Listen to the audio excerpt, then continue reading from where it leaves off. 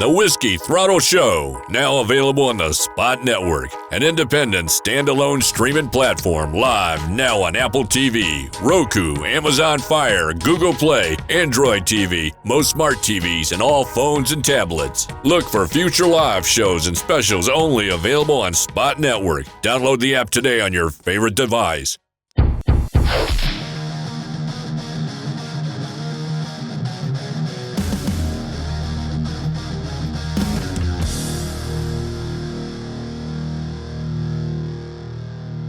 That little moment is what caught Mitch's attention. Okay. Yeah. So then the next step was Mitch slaughtering me when he's talking to me, asking me about a ride. Oh, yeah. That's a good story, too. Let's hear this one. How did this go? So from that, it was like the end of the season, and I had been to the river with Buddy and the crew. Well, I think one other time maybe. I think the first time I ever came to California, they introduced me to the river. Yeah. And I was like, oh, I love this place. This is nice. And so I'm like, Mitch is like, hey, can you come by Pro Circuit? I want to talk to you. And I'm like, okay, yeah. And he was like, come by next Wednesday. And I was like, I can't. And I didn't really know the stigma around it as much either. And I'm just like, I'm going to the river. Can I come by on Tuesday or whatever day it was, before that, right? And he's like, yeah, that's fine. And so I go in there and I'm like talking to him, and he's like, well, what do you think about your year? I was like, yeah, it wasn't good, had some moments. Because also I broke my arm. That was back when, during that season, it was Gatorback Pro National happened before Supercross was done. Yeah. So I did the Gatorback Pro National. Brain faded on the last lap of that big elevator jump. Yeah, and the elevator. I just sent it and like, oh no, like we don't jump this jump. and I just boom, I bounced off of it and I hit so hard like my whole body hurt. It was the last lap. When I packed it up, was bummed out. Again bummed, factory rider, not doing very good. And then you and me should have hung out because I wasn't doing that good that year either. I remember buying you some ice cream a couple times. Yeah, I think you had to talk me up. Hey, you bought me some ice cream too. We all bought some ice cream. Try to cheer you guys up after them motos. Yeah, so then like 2 or 3 days later, I was staying with Ferry in Florida because the next race must have been Daytona, Supercross, something like that. It always Tampa, Daytona. It always went Gatorback and then Daytona and then back into Supercross. So we were riding more of a Supercross style track, and it was like first or second lap, and it was a tiny little double, and I went like got a little bog and nose picked it, but didn't crash, but broke my arm. So during that season, I also broke my arm. Yeah. So by the end of the year, when I'm in there talking to Mitch, and he's like, "Okay, well, what do you think about your season?" I'm like, "It wasn't very good. I had a rough time. I don't think I was ready, but I learned a lot. Blah blah blah."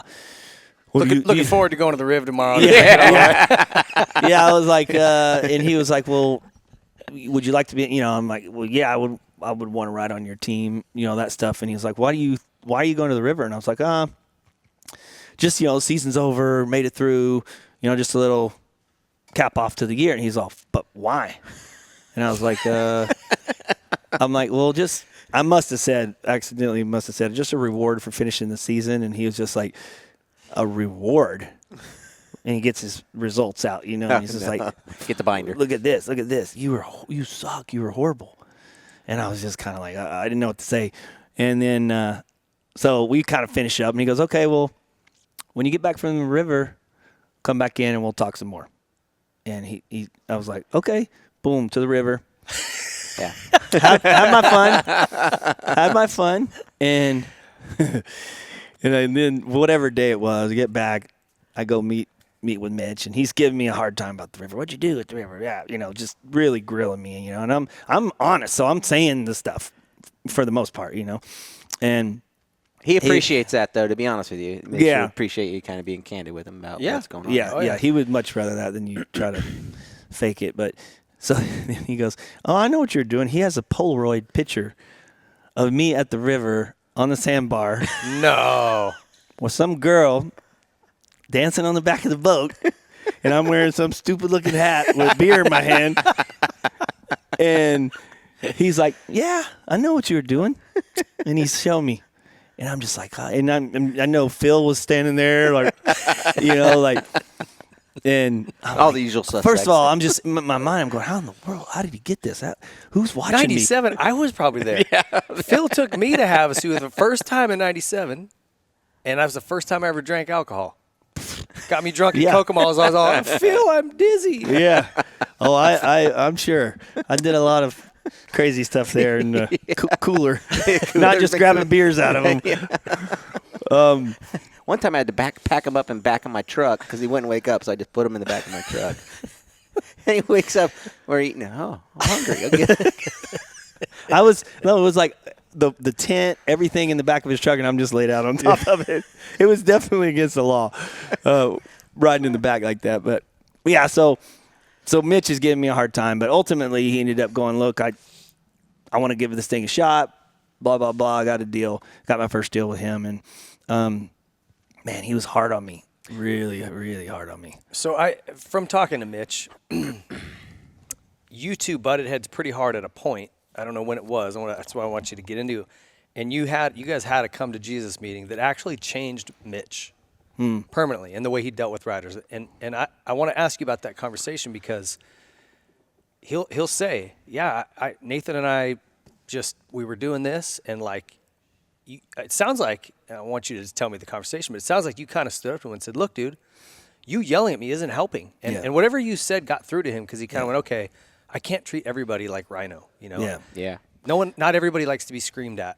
Yeah. Because trust me, I rode there for 95, 6, and 7. I got screamed at a bit. Yeah. So I really believe he thought the river guy, like the whole thing got set up in me. He thought that's who I was. I really wasn't that guy. It really was like the only time all year that I was doing anything like that. Yeah. You know, I was pretty dedicated, or, you know, I was pretty headstrong when it came to all that. You know, I picked my moments, and they were very few at the time because I knew I started racing late, and I only had a certain amount of time I needed to get it done. I didn't have time for that, really.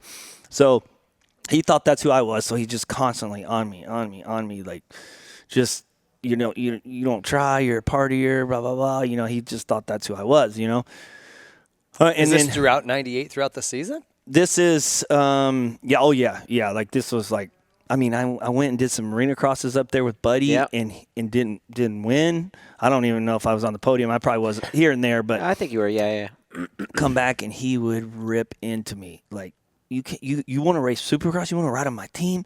You can't even go win an arena cross? Like, just killing me, like.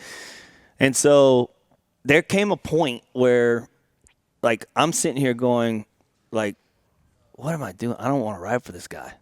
Like, I remember telling my parents, I probably told you, like, I can't stand him.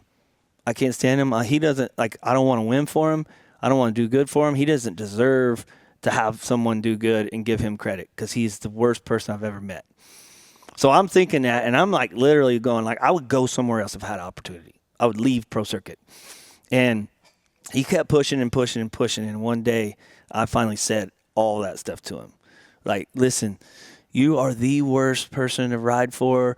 You think that all you got to do is yell at somebody. You think that tell me I effing suck is going to make me better. I'm not that guy. I'm not that type of guy. You have to do it different. Like, you can't just yell at everybody and use the same method and expect a different result out of somebody who works different.